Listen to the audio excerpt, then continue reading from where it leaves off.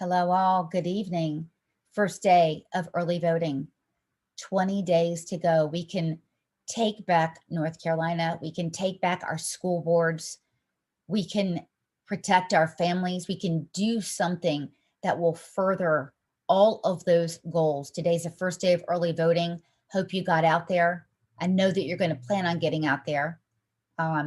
This is our chance. This is our chance to come together and turn this thing around. So I wrote a story today.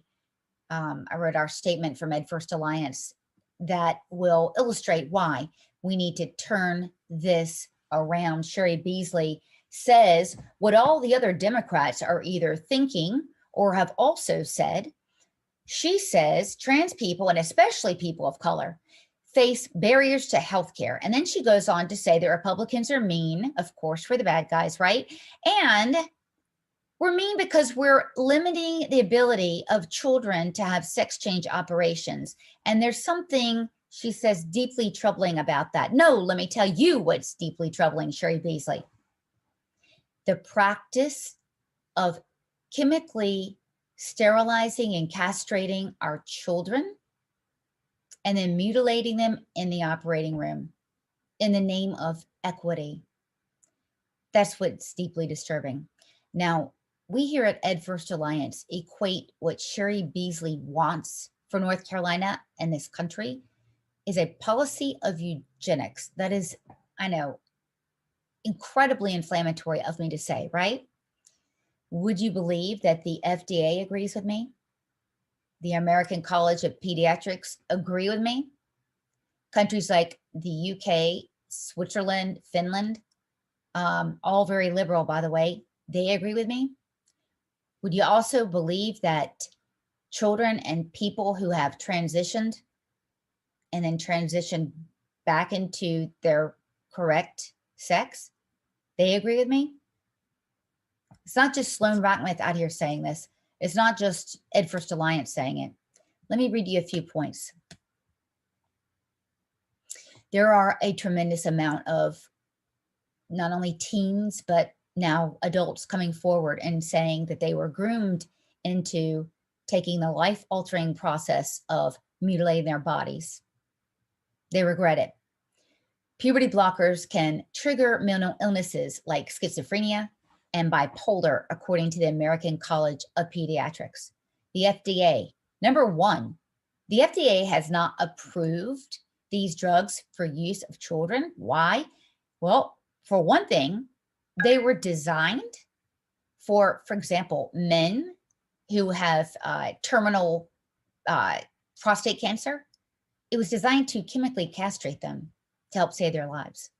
The FDA has not and will not approve these drugs. And in fact, they came out with a warning this summer. That's right. That these drugs can cause swelling of the brain and vision loss. This is to children. Okay. American College of Pediatrics and the FDA say this, that giving these drugs to children, or anyone for that matter, causes osteoporosis, seizures, cognitive impairment, and sterility are the side effects. Let me tell you something. Go to any gender clinic, gender affirming clinic is what they call them. Just for example, Duke and UNC, go there right now. Go on their website. You will find that as a part of preparing for this kind of treatment, they talk to you about retrieving sperm and eggs prior to your surgery. Why? Because you won't be able to produce them if you take these treatments. And if you take them for too long, you definitely won't be able to. And if you have a sex change operation, you definitely won't be able to. Go there and look. It's a part of the treatment. Now, why do you think that is? We know why. So I guess we could say that Duke and UNC and Charlotte Levine's Children's Hospital, I guess you could say they're among the entities that are in agreement with what we are saying here tonight. Here's another point. European countries, like I said, the UK, look up Tavis Clinic. About 1,000 lawsuits going on there. Right now, they had to close the clinic. That was the preeminent, and in fact, the only sex change clinic in the country. Massive problems there. massive problems. And surprise, surprise, Americans don't want this. So this is the deal. I mean, whether she knows it or not, and almost if Cheri Beasley doesn't know that these drugs will sterilize children, shame on her. She ought to educate herself. So the time she spent pandering to LGBTQ groups, she could have been cracking the books and learning about the disastrous things that these drugs do and this treatment does to families and to children. So Cheri Beasley deserves to be absolutely nowhere near policymaking. She has just proposed, sorry to say, one of the most insensitive and racist concepts I've heard in modern times. This is just absolutely horrendous. So today is the first day that not only you get to vote against Cheri Beasley, but you get to vote for Ted Budd, a good man, a great American. He has tons of experience in protecting not only North Carolinians, but the American people. I've talked to Ted Budd about this. I told him how upset I was. Guess what he knows? Everything that I've got in front of you. He knows that. He already knows that.